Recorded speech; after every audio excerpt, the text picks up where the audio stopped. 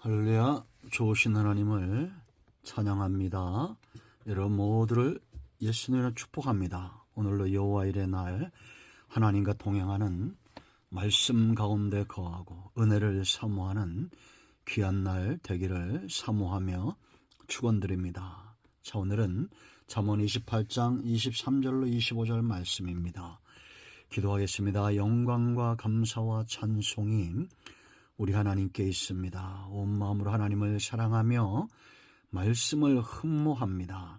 주의 보혈을 의지하오니 우리의 모든 죄와 허물을 사하셔버서 오직 하나님만으로, 오직 말씀만으로 인하여 기뻐하고 회복되는 귀한 시간 되기를 원합니다. 잠언의 말씀들을 열어주시옵소서.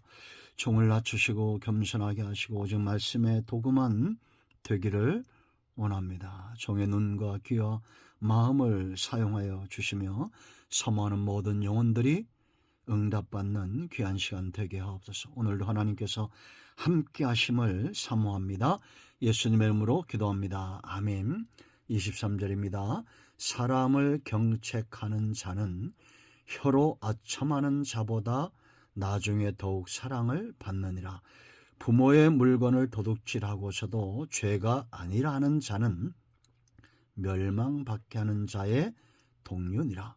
욕심이 많은 자는 다툼을 일으키나 여호와를 의지하는 자는 풍족하게 되느니라. 아멘. 아마 기도하는 분들이나 성도님들은 나라에 대한 걱정이 많을 겁니다. 이렇게 대통령이 탄핵을 당하고 당대표들이 욕을 먹고 국회의원들을 믿을 수 없는, 온 나라가 정쟁에 휩싸여 있는 이런 때에도 여전히 국민은 자기 나름대로의 삶을 잘 살고 있는 것 같아서 한편으론 감사하지만 그러나 참으로 나라가 걱정일 때가 많지요. 여러분, 개인이든지 나라든지 우리는 강건하고 행복하고 풍족하고 사랑받는 그런 사랑받는 삶을 살면 얼마나 좋을까요?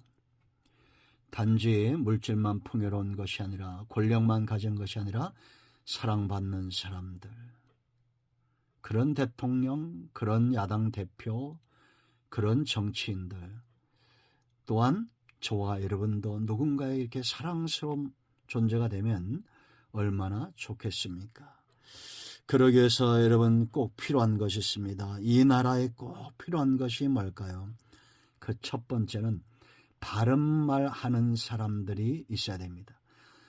입술로 뿐만 아니라 중심으로, 삶으로 바른 소리 하는 사람들, 진리의 목숨 거는 그런 사람들이 있어야 됩니다. 여러분 23절 말씀 보세요. 사람을 경책하는 자는 그랬습니다. 바른 말 한다는 얘기죠. 혀로 아첨하는 자보다 나중에 더욱 사랑을 받느니라. 아첨꾼만 득세한다면 이 나라가 잘 되겠습니까? 아첨꾼 하면서 입으로만 경책하는 거, 그 오히려 욕을 먹고 비난을 받지 않겠습니까? 아첨하는 자가 당장에는 좋을지 모릅니다. 입에 꿀처럼 달 수 있죠. 사탕처럼 그런 말들. 그러나 결국은 그런 나라의 미래가 없다는 것은 역사가 교훈하고 증거하고 보증하고 있습니다. 개인도 마찬가지입니다. 참으로 행복한 삶, 사랑받는 삶을 살고자 한다면 당장에 사람 간의 정 때문에 아첨하거나 하면 안 됩니다. 간사스러움에서 벗어나고 경책할 줄 알아요. 바른 길로 인도하는 그런 가이드가 돼야 됩니다. 이는 여행 중에 가이드보다 훨씬 더 중요합니다. 우리가 여행은 잠깐 갔다 오죠. 잠깐 갔다 오는데도 얼마나 많이 준비를 하고 가이드의 말이 진리처럼 여겨지잖아요. 우리 인생은 어떠합니까? 우리의 영혼은 어떠합니까? 이 나라가 정말 장래가 있으려면 삶으로, 그 중심으로 바른 말하는 사람들이 세워져야 됩니다. 성경은 교훈의 말입니다. 경책합니다. 우리를 교육하고 교훈하고 바르게 하고 의로 교육해서 정말 하나님의 사람으로 모든 선한 일을 행할 능력을 갖추게 하는 것이 성경 아닙니까? 그러므로 여러분, 사랑받기 원하는 사람들은 당장의 미움을 받아도 바른 소리 해야 되고, 풍족하고 행복한 삶을 살고자 하는 자들마다 성경의 교훈으로 돌아가야 됩니다. 자기 자신을 진리 앞에 항상 내어놓고 경책받기를 사모해야 됩니다. 여러분, 기도합시다. 우리가 이 땅에 이처럼 삶으로 바른 소리하는 사람들, 하나님 외에는 두려운 것이 없이 당당하게 복음과 진리와 말씀 앞에 서 있는 고람되어의 신앙을 갖는 요셉과 같은 사람들이 이 땅의 대통령이 되고 정치인들이 되고 공무원들이 되고, 내가 또 그렇게 되기를 사모하며 기도해야겠습니다. 자, 두 번째는 죄를 가볍게 여기면 안 돼요. 그 나라에 장래가 있고 한 개인의 삶이 영화로우려면 죄를 무서워해야 됩니다. 무겁게 여겨야 됩니다. 자, 24절 보세요. 부모의 물건을 도둑질하고서도 죄가 아니라 하는 자는 뭐라 했습니까? 멸망받게 하는 자의 동륜이라. 부모의 물건을 왜 도둑질하겠어요? 만만한 거죠. 부모니까 함부로 해도 된다? 그건 잘못된 겁니다. 부모의 재산, 특히나 우리가 여러분 회사에는 뭐가 있어요? 공금이 있죠. 법인카드가 있습니다. 이러한 것들을 함부로 사용하는 거, 요즘 참 걱정스러운 것 중에 하나가 그 법인차들이 너무 비싼 차들이 많이 돌아다녀요. 우리나라에. 참 일본 가도 없는 일들입니다. 그러면서 일본을 욕하기만 하지 욕한다고 해서 일본을 앞서는 게 아닙니다. 삶을 바꾸세요. 법인차로 그냥 수억 원대 차들을 사고 법인카드 막 남용하고, 그 내게 아닌 겁니까? 내게 아니라서 그런 거예요? 그건 죄잖아요. 변명할 수 없는 죄죠. 여러분들이 정말 회사를 사랑하면 그 회사 공금 횡령하면 안 됩니다. 10원짜리 하나도 귀하게 여겨야 됩니다. 부모의 재산도 마찬가지입니다. 귀하게 여겨야죠. 나라 돈 귀하게 여겨야 됩니다. 1년 활동비가 100억이라니요. 참 무서운 나라입니다. 가장 무겁게 다뤄야 될 것은 죄입니다. 특히나 이런 죄들이죠. 부모의 재산이나 공금이나 법인카드나 영수증이 들어가지 않는 거. 내가 그런 위치에 있다면 소중히 여겨야 됩니다. 죄는 전염성이 강합니다.